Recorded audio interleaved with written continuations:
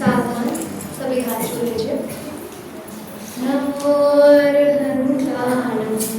नमो सिद्धाणं, नमो आयर्याणं, नमो वज्रायाणं, नमो लोहे सत्त्वसापूर्णं,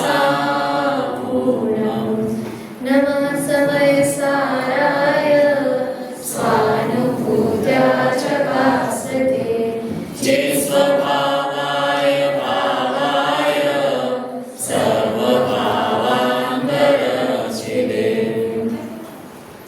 10 लक्षण महापर्व चल रहा है, उसी में पहले हम भूमिका बनाते हुए अपने विषय की ओर बढ़ेंगे।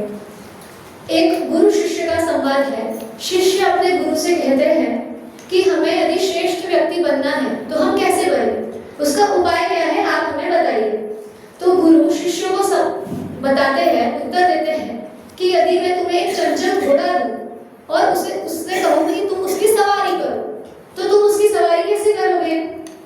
तो शिष्य उत्तर देता है गुरु को कि हम उसे क्या करेंगे, लगाम लगाएंगे। जो चंचल घोड़ा है उसे लगाम लगाएंगे तो हम उसकी आसानी से सवारी कर सकते हैं।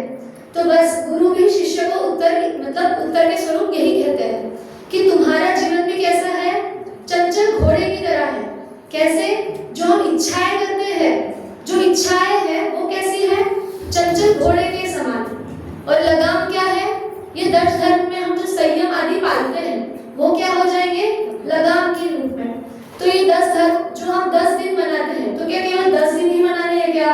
संयम हमें 10 दिन तक ही पालना है क्या? तो नहीं, ये पूरे जीवन भर है ना, जब तक हमें तब तक हमें ये 10 धर्मों का पालन करना है। अब विषय की ओर आते हैं। तो आज मैं आपके समक्ष समयसार जी को थोड़ा समयसार का सार, ये आज का हमारा विषय है। अब आप सोचेंगे कि रात्रि का समय है, पहले ही दिन भर से 2 बार स्वाध्याय सुन चुके हैं, अभी भक्ति कर आए हैं और समयसार खोल के रख दिया, तो कैसे चलेगा? मन लगेगा कि यहाँ पर पर्याय से भिन्न आत्मा की यदि बात अभी मैं यहाँ पे आपके समक्ष करूंगी तो पता चले आत्मा अलग और मैं अलग, ऐसा ही हो जाएगा, होगा कि नहीं? तो हम इसे ही बिल्कुल रोचक तरीके से समझेंगे। क्या समझना है? समयसार का सार। अब यहाँ पे मैं आपको गाथा टू गाथा या अधिकार टू अधिकार नहीं समझाने वाली हूँ। कैसे? हम बड़े रोचक तरीके से देखेंगे।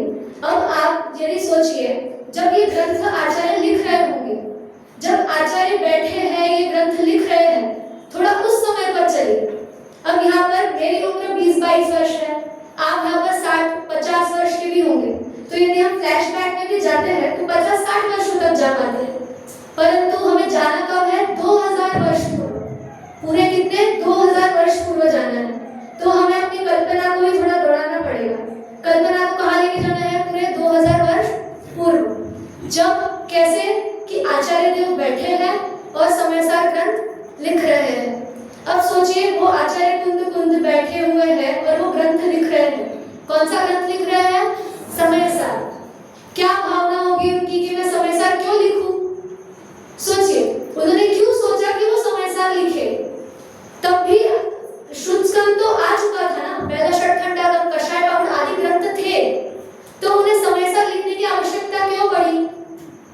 क्यों लिखा उन्होंने? षटखंडागम में तो सब कुछ है, तो षटखंडागम ही क्यों नहीं सिखाया हमें? षटखंडागम ही आगे हमें बताते।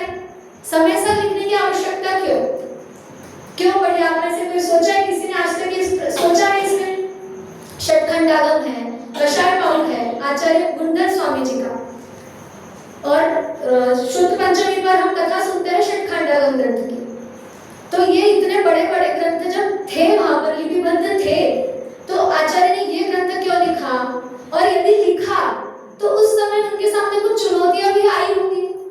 यदि अभी भी कोई लेखक अपना कोई ग्रंथ या रचना करे तो उसके समक्ष जो पब्लिक है वो कुछ न कुछ अपने मत रखेगी कि आपने ऐसा क्यों लिखा, ऐसा क्यों लिखा, ऐसा क्यों नहीं लिखा, ये सब प्रश्न होंगे।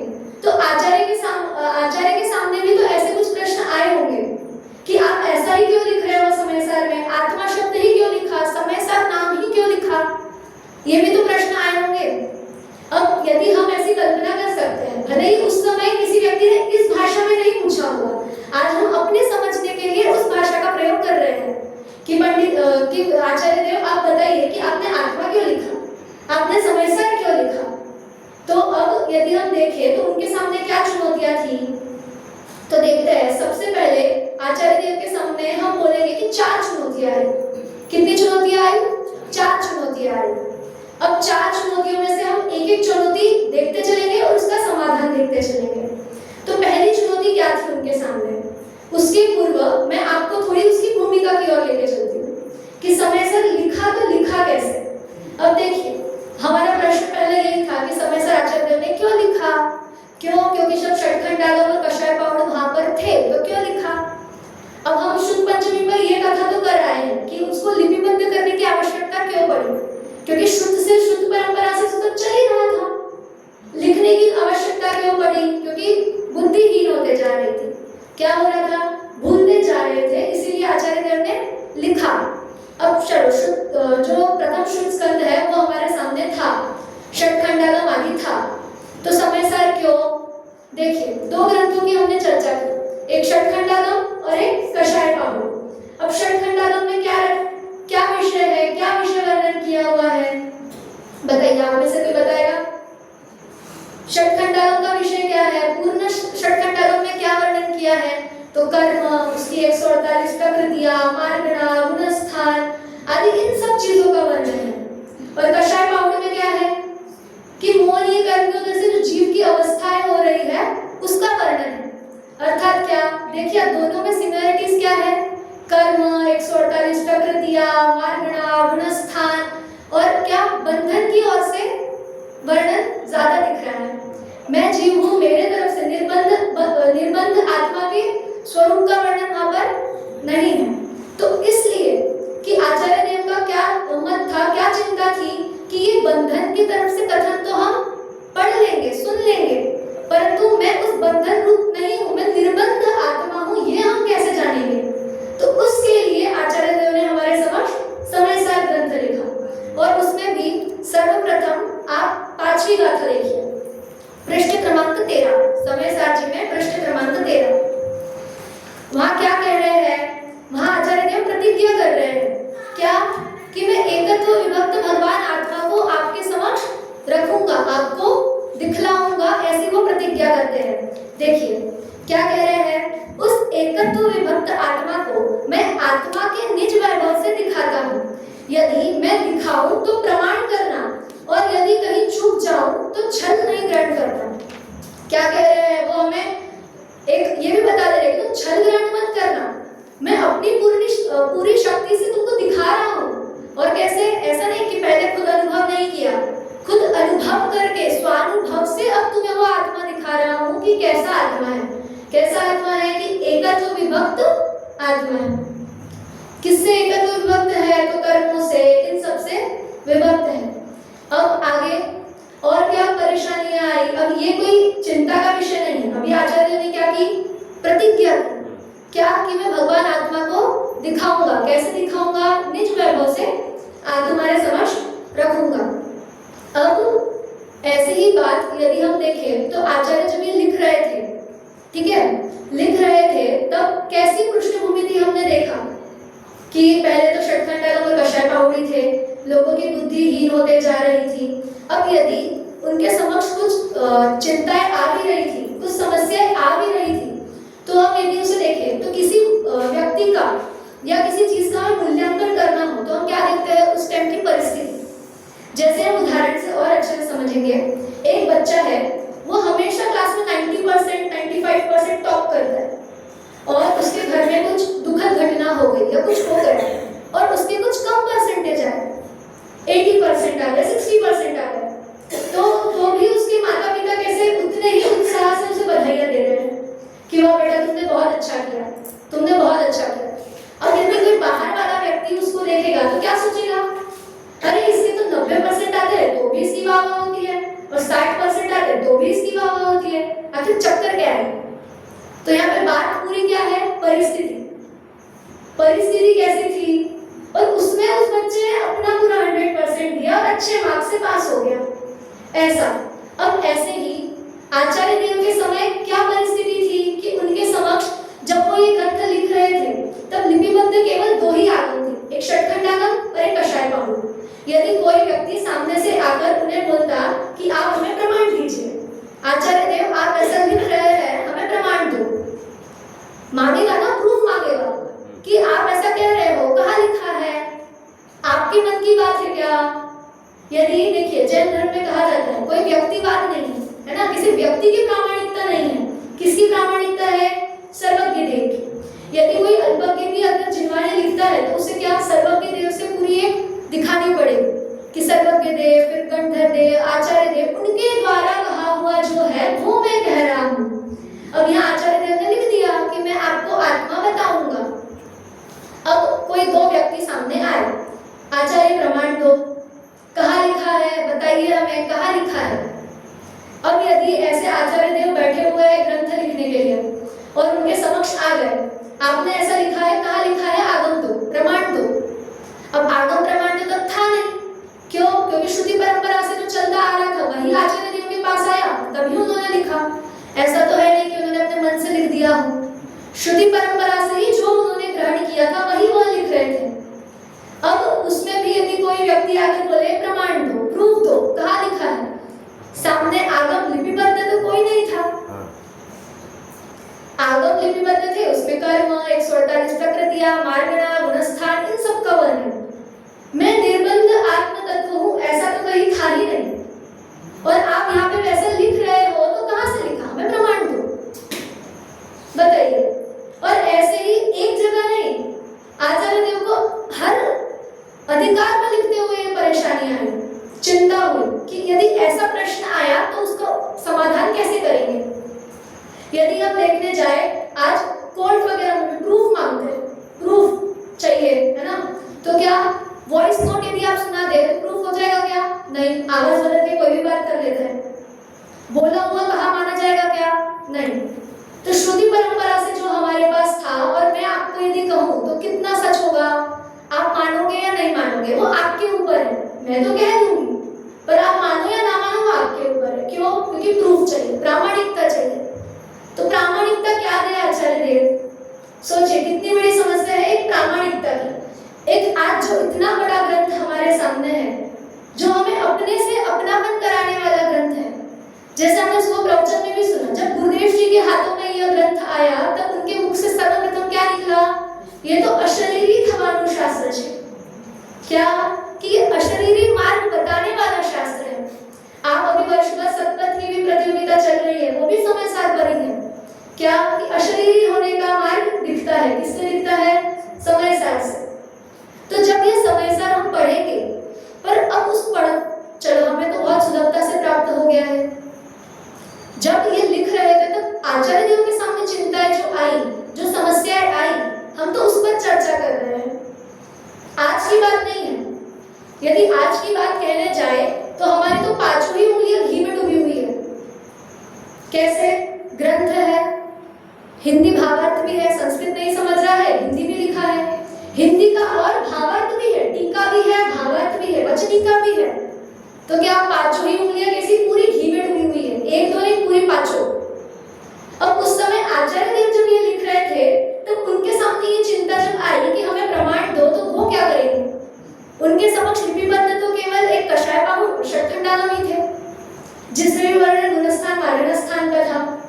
कैसे बताते कि उन कर्मों से छूटा हुआ अलग भिन्न आत्मा में हूं, यह बताना था उन्हें समय सार में। अब देखिए आप छठवीं गाथा खोलिए, छठवीं गाथा में भी क्या आया है? न विरोधी अपमत्तो न पमत्तो जानतो तुझो भाव। क्या कह रहे हैं यहाँ पे? नहीं अप्रमत्त प्रमत्त नहीं, जो एक ज्ञायक भाव है, कि जो ज्ञायक भाव है वो कैसा है? न प्रमत्त है और न अप्रमत्त है। कहाँ लिखा है आचार्य देव? प्रमाण दो। कहाँ लिखा है? आप लिख रहे हो, हम कहेंगे समय सार जी में लिखा है, तब तो ये लिखा जा रहा था, तब आचार्य देव लिख रहे थे। प्रमाण दो। कहाँ लिखा है इसके पूर्व की जो ज्ञायक भाव है वो प्रमत्त नहीं है, अप्रमत्त नहीं है? हमें प्रमाण चाहिए। क्या चाहिए? प्रमाण चाहिए। क्या करेंगे आचार्य देव? और भी देखिए आगे जीवाजीव अधिकार में 50 से 55 गाथाएं लिखी। क्या लिखा उसमें?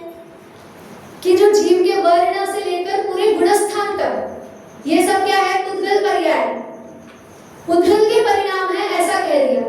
पूरी पेज नंबर 99 जब 50 से 55 पूरी गाथाएं लिखी जीवाजीव अधिकार की, उसमें भी क्या वर्ण से लेकर शुरुआत की, पूरी गुणस्थान तक उद्गत परिणाम बता दिए।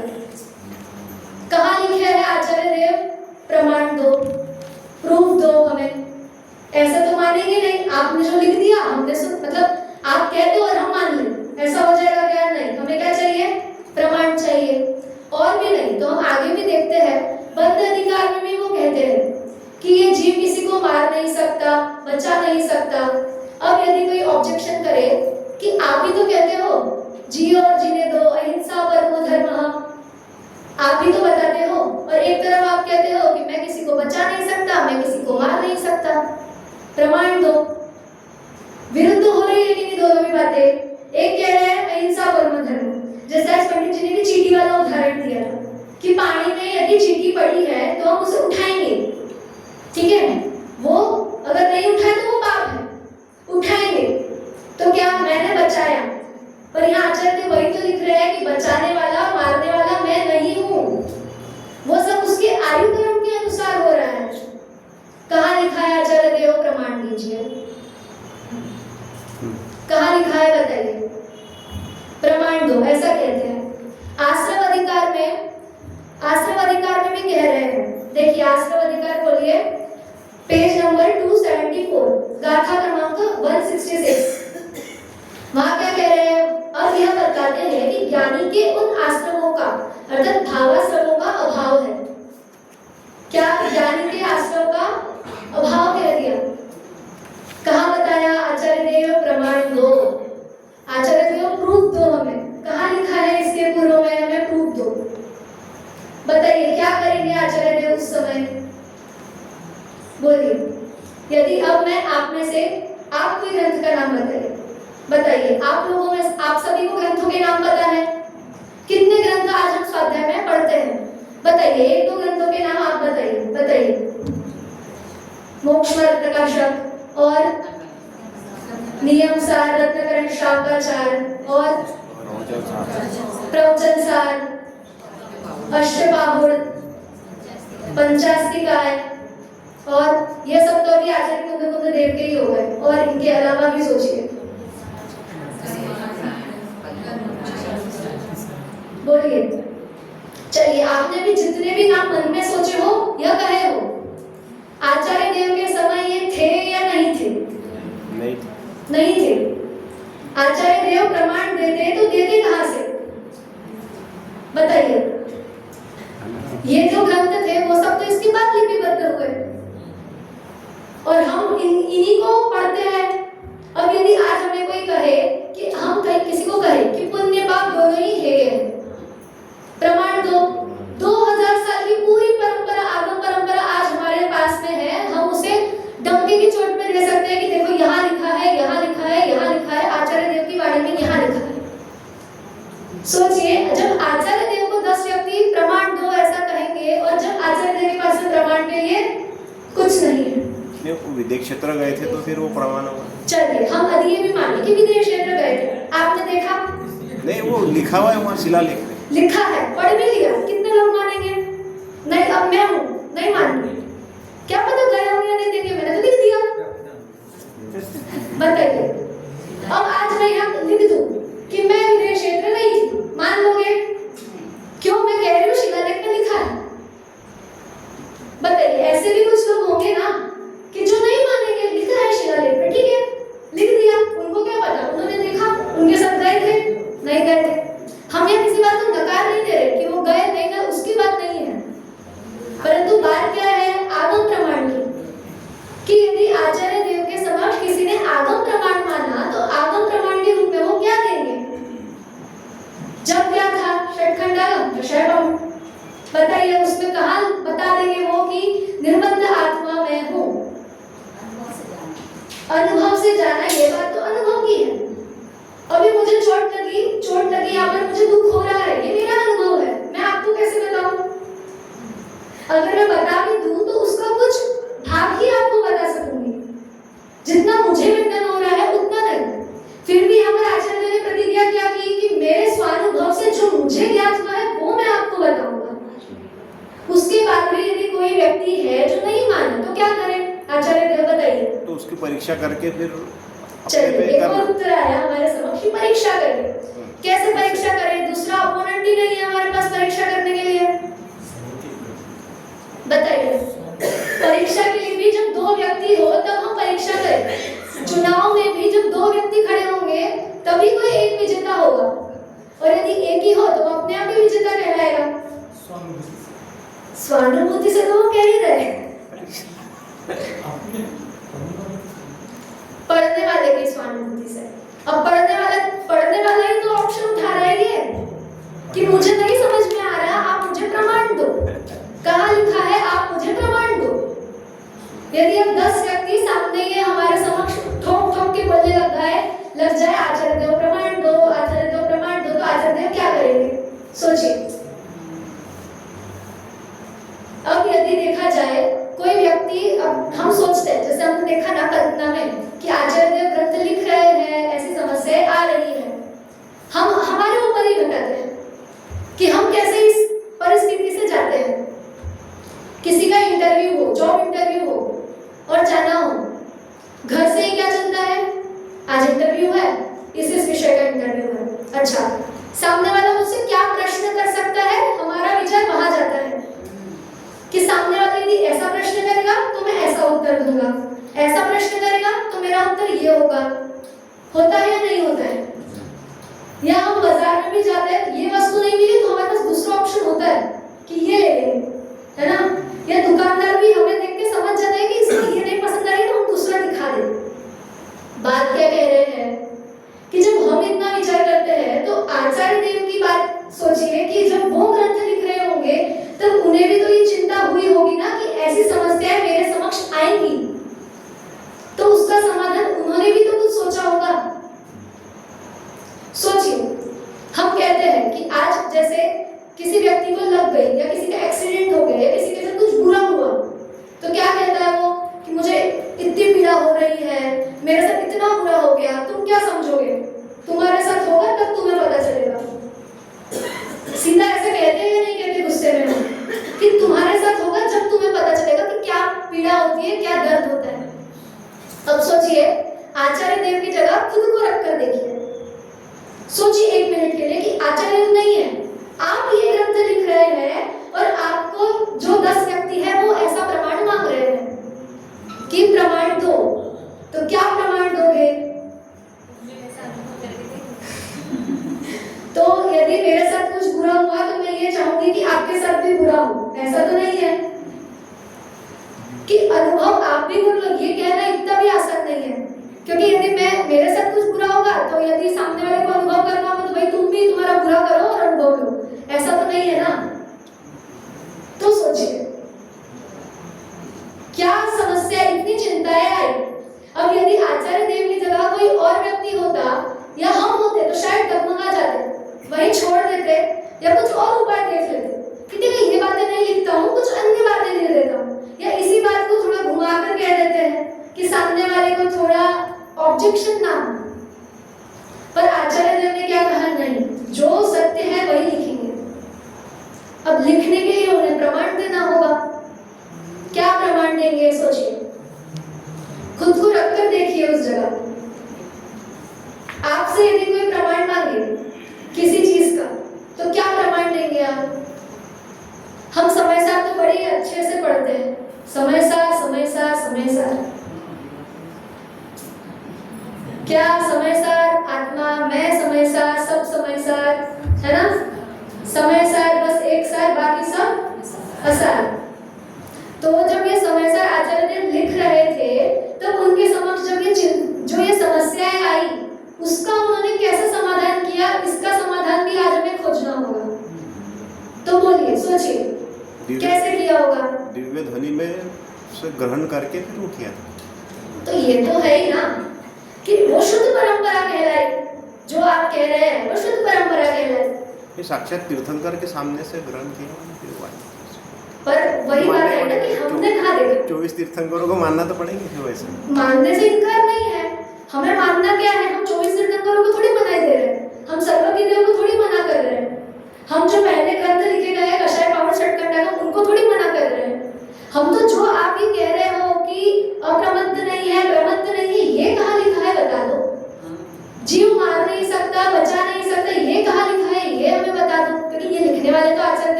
हाँ? निज वैभव से वो तो उन्होंने प्रतिज्ञा की कि निज वैभव से मैं दिखाऊंगा, वो 5वीं गाथा में ही कह दिया। अब उसके बाद उन्होंने जीवाजीव अधिकार देखा, आश्रम अधिकार देखा, बंध अधिकार देखा, वहां पे भी तो ऑब्जेक्शन हो रहे हैं ना। अब निज वैभव से दिखाऊंगा, फिर तो सामने वाले को कोई ऑब्जेक्शन नहीं होना था, चुप हो जाते।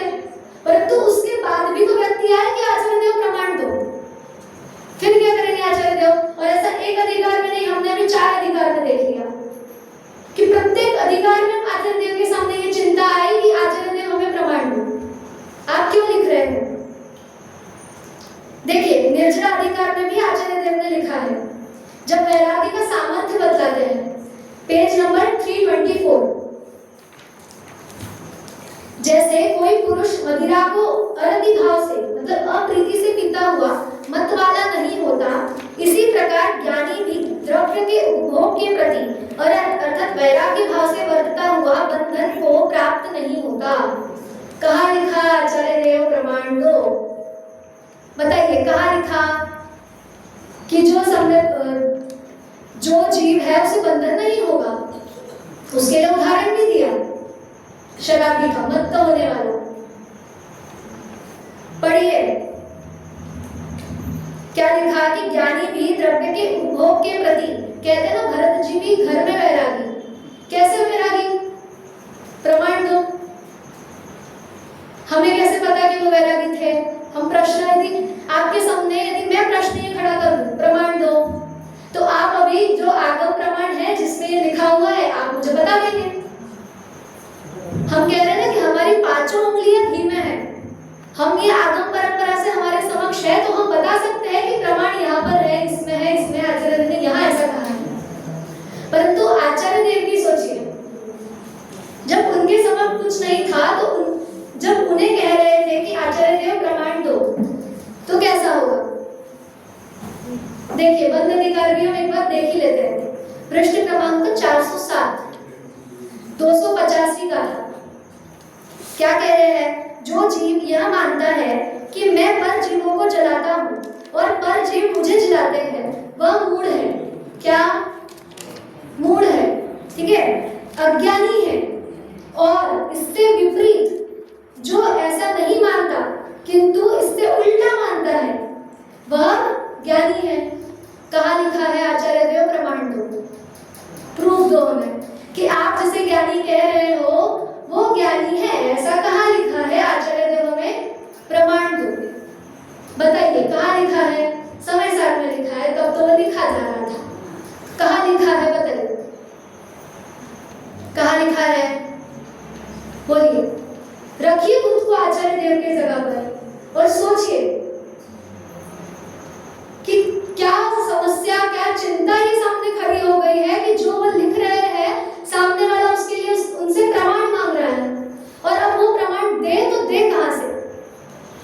क्योंकि ऐसा तो है नहीं कि शुद्ध परंपरा से वो था नहीं, शुद्ध परंपरा से था तभी तो आचार्य देव ने ये लिखा, परंतु लिपिबद्ध नहीं हुआ था, और लिपिबद्ध जो था उसमें ये नहीं था। बताइए अब जो ये 8 कर्म है, 148 प्रकृतियां है, मार्गणा है, गुणस्थान है, ये सब ज्ञान के विषय हो सकते हैं पर दृष्टि के विषय नहीं होंगे। यदि दृष्टि के विषय अर्थात अपने एक निर्बंध आत्मा की ओर जाना होगा तो इन बंधनों को छोड़ना होगा, इन बंधनों से पार एक त्रिकाली ध्रुव आत्मा को देखना होगा। तो वो कैसे दिखेगा? तो आज हम यदि हमसे कोई ये पूछे तो हम कहेंगे समय सार में मिल जाएगा। समय सार में उपाय है आत्मा को जानने का, अपनी आत्मा को जानने का, परंतु उससे ही लिखते समय, उस आत्मा को बताते समय ही ये समस्याएं सामने आई हो, जब चिंता हुई हो, तो कैसे करेंगे? सोचिए, सोचिए, जोर दीजिए, उस जगह अपने को रखिए कि हम क्या करते उस समय।